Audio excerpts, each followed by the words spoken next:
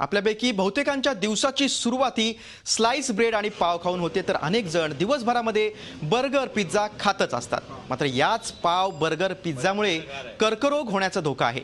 Centre for science and environment म्हणजेच CSEच्या अहवालात हा धोका वर्तवण्यात आलाय.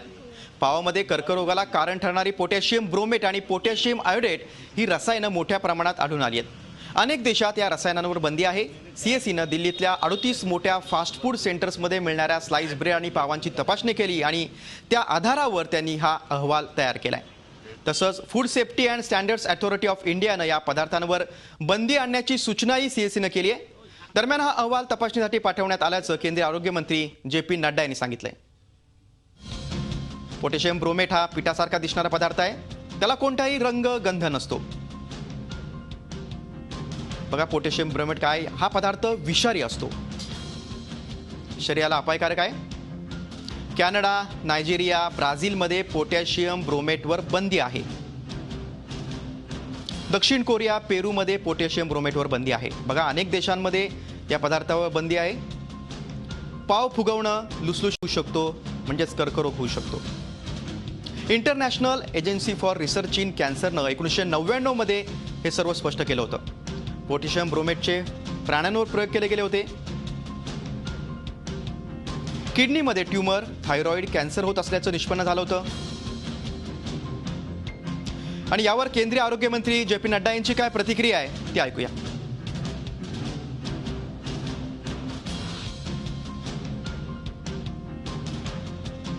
रिपोर्ट भेजी है जिसमें उन्होंने ब्रेड के बारे में कुछ बात कही है. मैंने अपने अधिकारियों को कहा है कि इसकी तुरंत जांच की जाए. FSSAI इस विषय को देख रही है. मैं ज़रूर ये कहना चाहूँगा कि इसमें पैनिक होने की ज़रूरत नहीं है और इसमें घबराने की ज़रूरत नहीं है.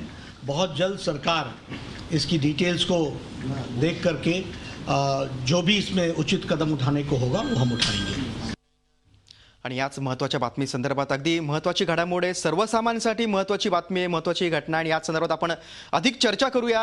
आहार तज्ज्ञ, नाशिकमधील आहार तज्ज्ञ डॉक्टर संगीता पत्की आपल्यासोबत आहेत. डॉक्टर संगीता, तुमचं झी24च्या व्यासपीठावर स्वागत आहे. आणि एका केंद्राच्या महत्त्वाच्या अशा संस्थेचा हा अहवाल आहे की त्याच्यामध्ये KFC, Pizza Hut, Subway, Domino's, McDonald या ब्रेडमध्ये पोटॅशियम ब्रोमेट असतं, पोटॅशियम आयोडेट असतं. आणि कितपत हे गंभीर आहे आणि या घटकांवर अनेक देशात बंदी आहे, सर्वसामान्यांशी निगडीत ही बातमी आहे. ॲक्च्युली तसं बघितलं तर प्रत्येकच केमिकल आरोग्यासाठी घातकच असतं. कुठलंही केमिकल म्हटलं की आरोग्याला त्याचा काहीतरी अपाय होणारच. परंतु हे पोटॅशियम ब्रोमेट आणखीन पोटॅशियम आयसोलेट जे काही आहे त्यांनी कॅन्सर होतो हे तर 1990 सालापासूनच बऱ्याच संशोधकांनी सिद्ध केलेलं आहे.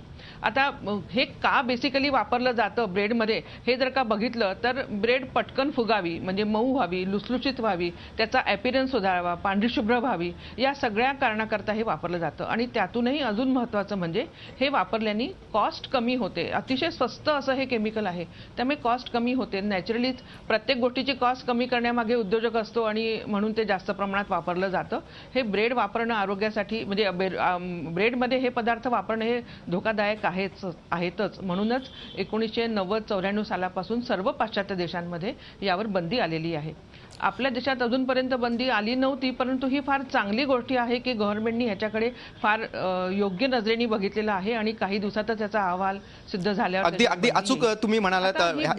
हा मुद्दा खूप महत्त्वाचा आहे डॉक्टर, की उशिरा का होईना पण आता तपासणी झालेली आहे आणि हे जे विषारी घटक आहेत हे समोर आलेले आहेत. पण शहर असू दे किंवा ग्रामीण भाग असू दे, खूप मोठी जनता ही रोज ब्रेड खात असते, पाव खात असते, दिवसाची सुरुवात पावाने होत असते. पण हा पोटॅशियम ब्रोमेट हा पदार्थ या पावामध्ये आहे, हे ओळखण्याचं काय असं साधन आहे का, काय मार्ग आहे का?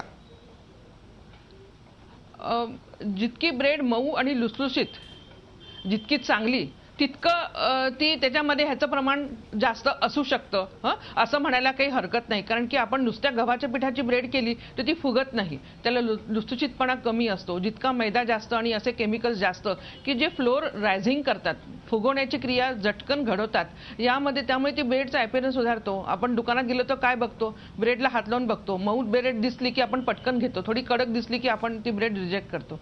म्हणजे काय की ह्या पदार्थांमध्ये हे जास्त केमिकल्स असतील तर त्या पदार्थांचा अपीअरन्स सुधारतो, चांगली होते. हा बेसिक त्यातला फरक आहे. बरोबर डॉक्टर संगीता, आता मऊ bread होण्यासाठी वापरणं आणि हे पाव लुसलुशीत होण्यासाठी पोटॅशियम ब्रोमेट टाकलं जातं. डॉक्टर संगीता, मला एक सांगा की आता युवा वर्गामध्ये पण फास्ट फूड खाण्याचा खूप मोठा कल असतो कुठेतरी, पण मात्र ब्रेड खाताना कुठेतरी असा सुद्धा एक दावा केला जातो किंवा असं तरी एक समाधान मानलं जातं की आम्ही ब्राऊन ब्रेड खातो. तर हा ब्राऊन ब्रेड मध्ये कितपत विषारी घटक आहेत किंवा ब्राऊन ब्रेड हा शरीराला काय अपायकारक आहे किंवा नाही? Brown bread actually brown bread कशाचा असतो हे संशोधनाचाच विषय आहे. परंतु जर का ब्राऊन ब्रेड हा गव्हाच्या पिठाचा असेल तर तो फुगत नाही. आणि मार्केटमध्ये मिळणारा जर का ब्राऊन ब्रेड असेल तर तो मग त्यात किती गव्हाचं पीठ आहे, 2-5% आहे का खरंच 50% पेक्षा जास्त आहे, हाही एक संशोधनाचा विषय आहे. पण ब्राऊन ब्रेड काय किंवा साधा पांढरा ब्रेड काय, दगड आणि वीट ह्याच्यातला जो काही फरक आहे तेवढाच फरक आहे, खूप काही त्यातला फरक नाही. एकूणच हे मैदा असणारा कुठलाही पदार्थ आरोग्यासाठी घातकच आहे. आणि जेव्हा आज आपण आपल्या देशासमोर मोठं आव्हान आहे लठ्ठपणा आणि टाईप 2 डायबेटीसचं, आणि आताच परवाच 7 एप्रिलला झालेल्या आरोग्य दिनानिमित्त त्यांनी डिक्लेअर केलंय की कशा प्रकारे आपण हा डायबेटीसवर मात करू शकू. तर त्याचं मला असं वाटतं की हे ब्रेड, पिझ्झा, पाव हे गोष्टींचा आहारात अतोनात वापर कदाचित हेच त्याचं एक कारण असू शकतं. आणि आज जर का आपल्याला ओबेसिटी आणि डायबेटीस, कॅन्सर बरोबरच या गोष्टींवर जर का आळा आणायचा असेल तर ब्रेड खाणं हे प्रत्येक व्यक्तीने रेशनिंगच केलं पाहिजे. ब्रेड खाण्यावर कधीतरी महिन्यातनं 1-2 वेळा ब्रेड खाणं कदाचित इतक्या लवकर कॅन्सर होणार नाही किंवा कसं स्वतः प्रत्येकाने ठरवावं ते. परंतु रोज ब्रेडशिवाय ब्रेकफास्ट होतच नाही असं जर का असेल तर त्यांनी नक्कीच या गोष्टीचा विचार करायला हवा, विशेषतः तरुण वर्गाने करायला हवा.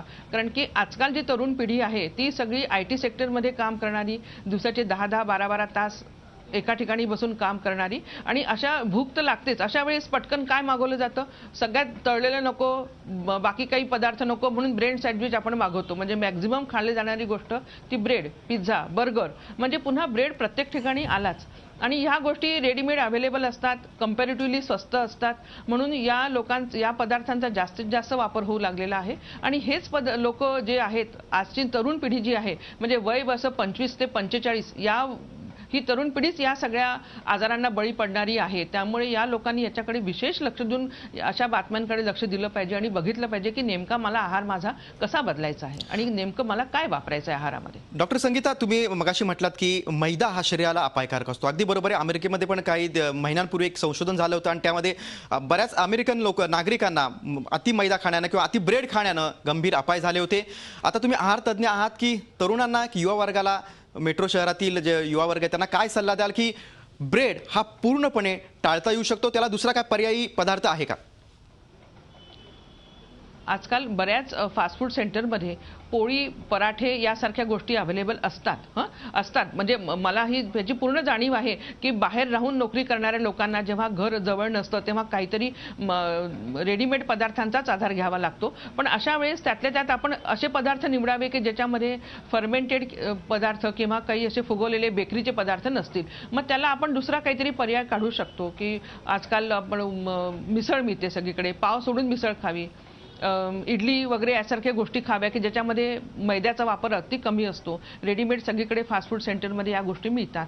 या गोष्टींवर भर द्यावा. ब्रेड सारख्या गोष्टींवर, नुसती ब्रेड नाही पण बेकरीच्या कुठल्याही आयटमवर थोडंसं रिस्ट्रिक्शन आणणं हेच आज आपल्याला गरजेचं आहे. मार्केटमध्ये ताजी फळं मिळतात, त्याला सुद्धा आपण फास्ट फूड म्हणू शकतो. फास्ट फूडचा अर्थ काय, जे पटकन खाल्लं जातं त्याला फास्ट फूड म्हणायचं. मग फळ काय, धुवायचं न कापता सुद्धा आपण खाऊ शकतो.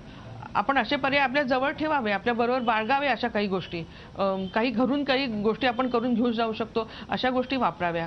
रोल्स वापरावे, फ्रँकीज वापराव्या ज्याच्यामध्ये फक्त गव्हाचं पीठ वापरलं जातं किंवा इतर कुठल्या तरी धान्याचं पीठ वापरलं जातं आणि ते पदार्थ आपण सहज खाऊ शकतो, टिकतात सुद्धा ते पदार्थ. डॉक्टर संगीता पत्के, तुम्ही अत्यंत या महत्त्वाच्या घडामोडींवर अगदी सविस्तरपणे चर्चा केलीत. अनेक मुद्द्यांना तुम्ही अगदी प्रेक्षकांच्या दृष्टीने अत्यंत मोलाची अशी माहिती दिलेली आहे, त्याबद्दल धन्यवाद. झी 24 तास रहा एक पाऊल पुढे.